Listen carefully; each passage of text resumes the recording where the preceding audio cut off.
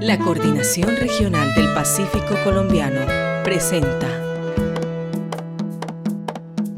Vengo de la noche oscura a buscarte con la luz de la luna, navegando. Amanece en mi tierra de lluvia, de selva y mar, vestida con mil historias, pronto tú llegarás. Quiero verte reflejada en los rostros de mi pueblo. Los días nos guiarán a ti, mi soñada paz. Pacífico, Territorio de Paz. Una serie radial que nos acerca a las voces y a las diversas reflexiones del proceso de paz en A Colombia. ti, mi soñada paz. Cesar la horrible noche. En agosto de 2012, el Gobierno Nacional y las FARC-EP firmaron el Acuerdo General para la terminación del conflicto y la construcción de una paz estable y duradera. Juan Manuel Santos, presidente de Colombia. Hoy les quiero anunciar que estas reuniones exploratorias han culminado con la firma de un acuerdo marco entre el Gobierno Nacional y las FARC para llegar a un acuerdo final que termine de una vez por todas esta violencia entre hijos de una misma nación. Iván Márquez, negociador de las FARC. Hemos venido hasta este paralelo 60, hasta esta ciudad de Oslo desde el trópico remoto, a buscar la paz con justicia social para Colombia por medio del diálogo, donde el soberano, que es el pueblo, tendrá que ser el protagonista principal. Bajo la idea de que es necesario terminar la guerra para construir la paz, muchos colombianos y colombianas recibieron la noticia con mucha alegría. Teresita Gaviria, fundadora de Madres de la Candelaria. Ay, sí, ya. Una noticia histórica en el país y para las víctimas es un descanso, que como veíamos que se iban dilatando las cosas, esto iba a fallar. Entonces yo creo que para nosotros esto fue lo más importante que nos ha ocurrido durante todos estos años, pero ya hoy podemos estar tranquilas. Otros no tanto. Melqui Caicedo, Cocomacia. La paz solamente no se va a lograr con la entrega o con el desarme de la guerrilla, porque es que sabemos que hay muchos otros actores alzados en armas que también están creando conflictos alrededor de las comunidades y por qué no decir dentro del territorio. Quizás nos hemos acostumbrado a vivir en guerra. Pero, ¿desde cuándo está Colombia en guerra? Los colombianos llevamos un largo camino de construcción de país, en el que la violencia ha estado siempre presente, desde antes de la creación de nuestra nación, desde la invasión, ocupación, conquista y colonización de este territorio por parte de varios países europeos. Esa violencia se ha quedado en el alma de los pueblos originarios de América.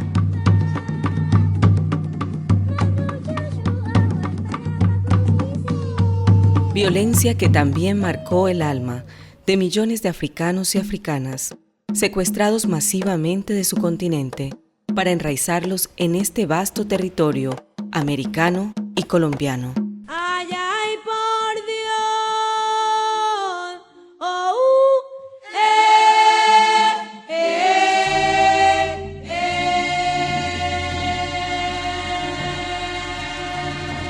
Violencia que no ha podido detenerse.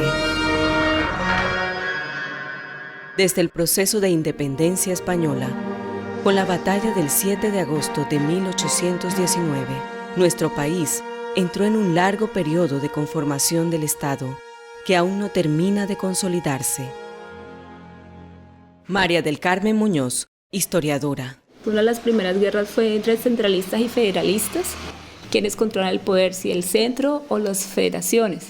Luego fue toda la guerra de los supremos, o la guerra de los conventos que lo llamaron, que era poder anular como todo el proceso que la iglesia ejercía frente a lo que era el poder. Eso continuó con muchas guerras civiles. Entonces, guerras civiles que duraban un año, paraban, y luego volvía. No había guerras civiles del siglo XIX. Y cuando entramos al siglo XX, entramos en plena guerra, que es la guerra de los 1000 días. Carlos Patiño Villa, historiador. La vida del siglo XIX no fueron solo guerras civiles, también fueron pactos constitucionales, y dentro de estos pactos constitucionales se crearon mecanismos que dieron lugar a las estructuras institucionales del nuevo Estado. Empezamos el siglo XX en guerra, con la dolorosa y desastrosa Guerra de los 1000 días.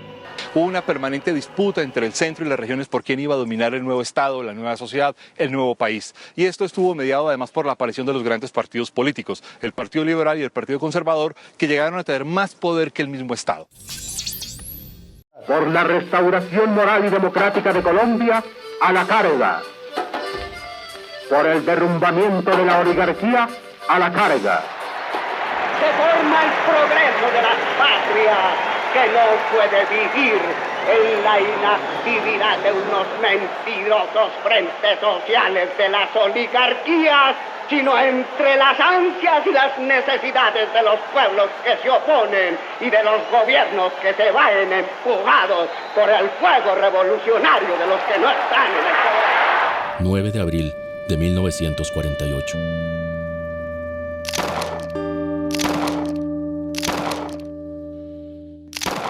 Mataron a Gaitán, mataron a Gaitán, mataron nuestra esperanza, pueblo liberal, por la venganza de Gaitán, a la carga.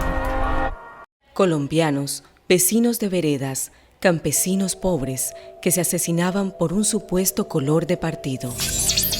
Sergio de Zuviría, Comisión Histórica del Conflicto y sus víctimas. Todo el mundo cree que esto empezó el 9 de abril de 1948. Y realmente eso no es correcto.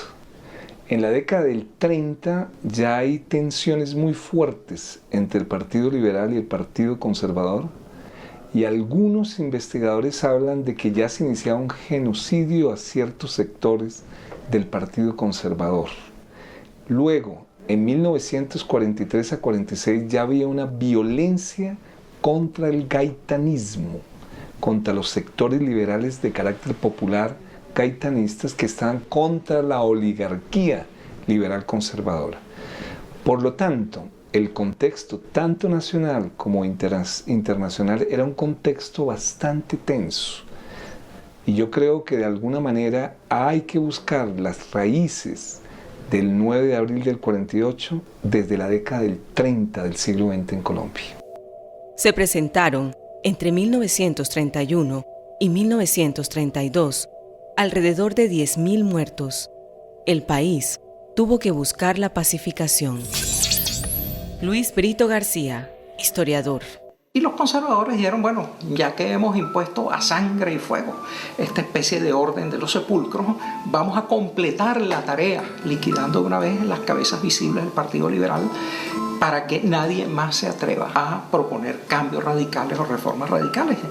Y allí empezó una violencia de ambos lados que rápidamente llevó a la insurrección rural, y que en última instancia no ha cesado todavía hoy, 60 años después. El asesinato de Jorge Eliezer Gaitán inaugura o funda la violencia de tipo bipartidista que llevó al país a desangrarse. Desplazamientos, despojo de tierras y heridas profundas entre los colombianos, en especial los campesinos. ¡Mataron a Gaitán! ¡Mataron a Gaitán! El término la violencia se impuso definitivamente para nombrar el periodo posterior al asesinato de Gaitán, hasta la implantación del Frente Nacional, en el cual los victimarios de la llamada violencia, liberales y conservadores, se repartieron el poder por 16 años, desde 1958 hasta 1974. Jaime Zuluaga Nieto, investigador.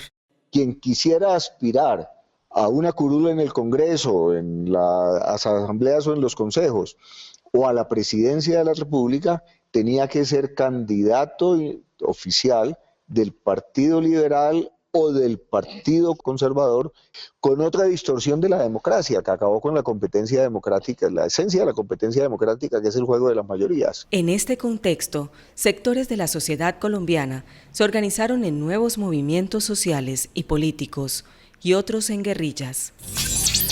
Camilo Torres, dirigente social de los años 60. El deber de todo cristiano es ser revolucionario. Y el deber de todo revolucionario es hacer la revolución.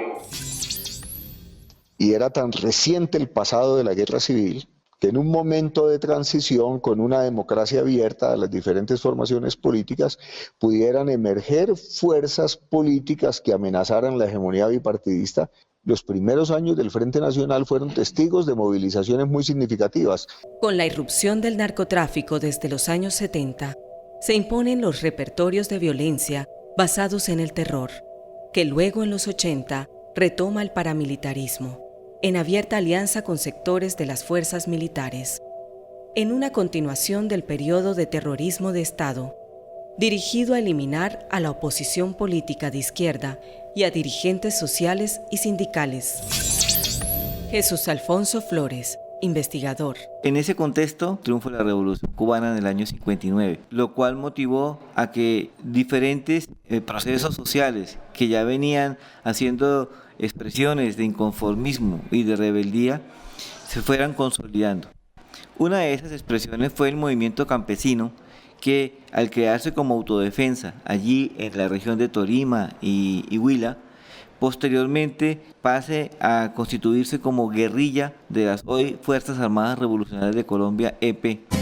Cuando en los tiempos de la violencia se lo llevaron los guerrilleros. Jairo Estrada, Comisión Histórica del Conflicto y sus Víctimas. La disposición contra insurgente lleva a producir ciertas formas de actuación de parte del Estado que en el caso colombiano se tradujeron en concreto en una agresión militar contra el campesinado que está suficientemente documentada también. El Estado aumenta su capacidad y financiación militar. Más de 550.000 hombres y mujeres, uniformados y de inteligencia, sin contar los ejércitos de paramilitares, y cientos de millones de dólares en equipo militar, ligados directamente a los esfuerzos contra insurgentes. María Emma Wills, Comisión Histórica del Conflicto y sus Víctimas. Donde efectivamente no hay garantías para la vida, no hay garantías para la seguridad alimentaria, la disputa entre bandas criminales se da de barrio a barrio, pero lo que hay que entender es que detrás de esas bandas criminales hay unas condiciones de generación para que esas bandas actúen impunemente. ¿Y cuáles son esas condiciones? Autoridades locales involucradas con organizaciones criminales. Los grandes beneficiarios del conflicto han sido el capital financiero, los inversionistas de armas, los traficantes de la privatización de los servicios públicos, las grandes empresas mineras y de monocultivos que se han aprovechado de las tierras despojadas. Jairo Estrada, Comisión Histórica del Conflicto y sus Víctimas. Hoy tenemos nosotros mucho más claro en este país que la guerra ha cumplido una función de alistamiento del territorio en función de tendencias de acumulación para favorecer a grupos económicos, para favorecer a sectores del empresariado de este país. Anoche tuve un sueño y anoche volví a soñar y esta noche vuelvo y sueño. Digo que sueño es verdad. La guerra ha dejado más de 7 millones de víctimas, entre desplazados, desaparecidos, muertos y heridos, y más de 25 millones de pobres. Un informe del Banco Mundial demuestra que a 130 millones de habitantes en la región les afecta la pobreza crónica. En este duro panorama destaca Colombia, en los lugares donde existe una carencia de bienes básicos como pueden ser el agua potable o una red de alcantarillado, por poner solamente 2 ejemplos. Según el informe, 1 de cada 3 pobres colombianos viven en la pobreza crónica. Actualmente se está en negociación del conflicto armado con las guerrillas, en proceso con las FARC y en acercamientos con el ELN. Llegó el momento tan esperado para todo el país. En directo se está sentando entonces la delegación de paz del Gobierno Nacional y la delegación de paz de la guerrilla de las FARC. En esta serie radial abordaremos algunos de los aspectos nodales del conflicto, los contenidos del Acuerdo General para su terminación y las reflexiones de diferentes actores sobre la salida de paz que urge nuestro país. Acompáñanos en el próximo capítulo, Cambio de Estrategia. Todos queremos la paz. La paz no tiene fronteras. Y es que de adentro para afuera, ¿cómo la vamos a lograr? Ríos, selvas y montañas son territorios de etnias. Nos dan todas sus riquezas. La pobreza que es la guerra. Campesino, afro e indígena, hasta gente de ciudad. Construimos día a día la paz territorial. La paz se construye en los ríos de Chocó, en las costas de Nariño, en los valles del Cauca, en la capital. Muchas voces y propuestas aportando seriamente a la paz nacional. Una serie radial del área de comunicaciones de la Coordinación Regional del Pacífico Colombiano.